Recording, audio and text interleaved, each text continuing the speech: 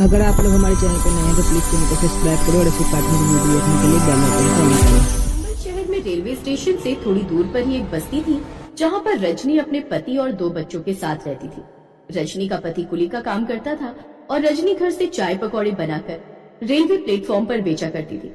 जैसे ही गाड़ी प्लेटफॉर्म पर लगती, रजनी अपनी चाय की केतली और पकौड़ों का टोकरा लेकर ट्रेन में चढ़ जाती और हर डिब्बे में घूम घूम कर चाय पकौड़े बेचती। गर्मा गर्म चाय पकौड़े ले लो, गर्मा गर्म चाय। पापा पकौड़ा खाना है।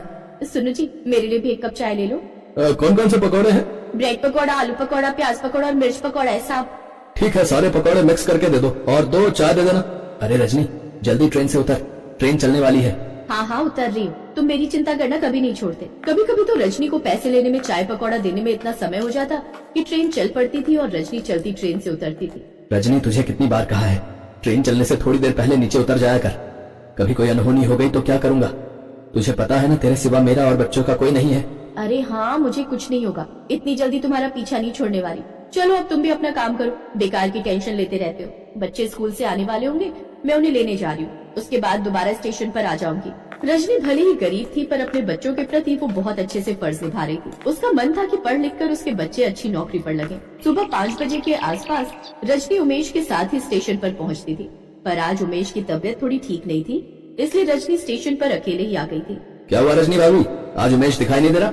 वो तो अक्सर तुम्हारे साथ ही आता है ना? हाँ, वो उनकी तबीयत थोड़ी ठीक नहीं है, बुखार है तो घर पर आराम कर रहे हैं। अभी तक ट्रेन नहीं आई। वैसे तो 5 बजे आ जाती है, थोड़ी लेट है क्या? हाँ, वो टीटी साहब कह रहे हैं पीछे से ही ट्रेन लेट है। सर्दी आ गई है ना, तो सुबह सुबह कोहरा होता है, इसलिए सारी ट्रेनें लेट आ रही हैं। अच्छा भाभी, चलता हूँ, दूसरे प्लेटफॉर्म पर ट्रेन आ गई होगी। दूसरे कुली के जाने के बाद रजनी ट्रेन आने का इंतजार करने लगी। आज प्लेटफॉर्म पर यात्री भी बहुत कम थे। कुछ देर बाद ट्रेन आती है। रजनी चाय की केतली और पकौड़े का टोकरा लेकर ट्रेन में चढ़ती है। भैया, आज आपकी ट्रेन पीछे से लेट आई है क्या? हाँ, कितने घंटे तो पिछले स्टेशन पर खड़ी रही, सिग्नल ही नहीं मिल रहा था, वरना अब तक तो हम यहाँ पहुँच जाते। सुनो, चाय पी लें क्या? रहने दे भाग्यवान, अब तो स्टेशन आ ही गया है। कुछ देर बाद घर पहुँचकर ही चाय पियेंगे, तब तक थोड़ी सुबह भी हो जाएगी। चलो सामान उठाओ।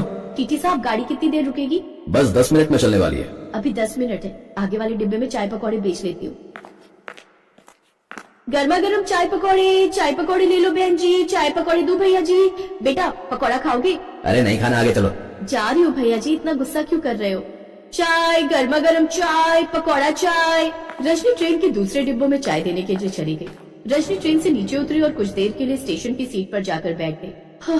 आज तो बहुत थक गई, पर आज कमाई नहीं हुई। लगता है पकौड़े ऐसे ही रखे रह जाएंगे। आज सारी ट्रेनें लेट आ रही हैं।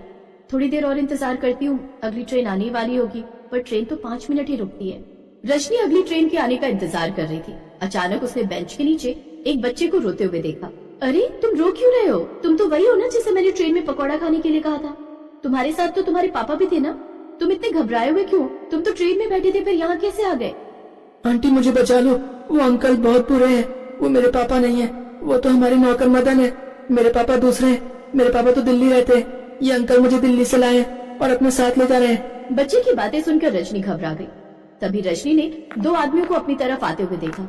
बेटा, तुम बेंच के नीचे छुप जाओ और जब मैं कहूँ तभी बाहर आना। रजनी ने बच्चे को बेंच के नीचे छुपा दिया और खुद बेंच पर बैठ गई। ओ चाय पकौड़े वाली, तूने एक बच्चे को देखा है? कौन सा बच्चा? किसका बच्चा? क्या मैं यही काम करने स्टेशन पर रहती हूँ? मैंने किसी को नहीं देखा। लगता है कहीं और जाकर छुप गया है। चलो दूसरे प्लेटफॉर्म पर कहीं और देखते हैं। दोनों आदमी वापस मुड़े तो रजनी की जान में जान आई। तभी उनमें से एक आदमी ने बच्चे को बेंच के नीचे देख लिया और वो वापस मुड़े। इस चाय पकौड़े वाली ने हमसे झूठ बोला है, वो रहा बच्चा बेंच के नीचे। एक खबरदार, जो बच्चे को हाथ भी लगाए तो ये केतली की खौलती हुई गर्म चाय तुम्हारे मुंह पर फेंक दूंगी। हाँ। तभी रजनी के और भी जानकार जो उसके साथ प्लेटफॉर्म पर काम करते थे आ जाते हैं। लोगों की भीड़ लग जाती है। बदमाश घबराकर वहाँ से भाग जाते हैं और एक चलती ट्रेन में चढ़ जाते हैं। क्या हुआ रजनी, कौन थे ये लोग? काका, ये लोग इस बच्चे का अपहरण करके ले जा रहे थे। हमें इस बच्चे को इसके माता पिता तक पहुंचाना होगा। तेरी हिम्मत है रजनी, जो तूने उन बदमाशों का सामना किया। हम जैसे तो घबरा जाते। चल अब इस बच्चे को पुलिस स्टेशन ले चलते हैं। रजनी के साथ उसके कुछ साथी बच्चे को पुलिस स्टेशन लेकर पहुंचते हैं। बच्चे के माता पिता को आने में समय लगेगा। कोई बात नहीं साहब, मैं अपने साथ इस बच्चे को बस्ती ले जा रही हूँ। जैसे ही इसके माता पिता आएंगे आप मुझे बता देना। उस बच्चे का नाम बिट्टू था। कुछ ही देर में वो रजनी के साथ खूब घुल मिल गया।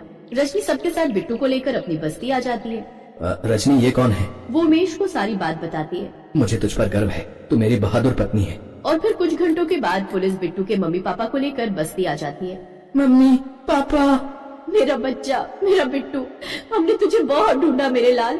उस हरामखोर मदन ने हमारे साथ विश्वासघात किया, हमारे घर में नौकरी करके हमारे ही बेटे को किडनैप करके ले आया।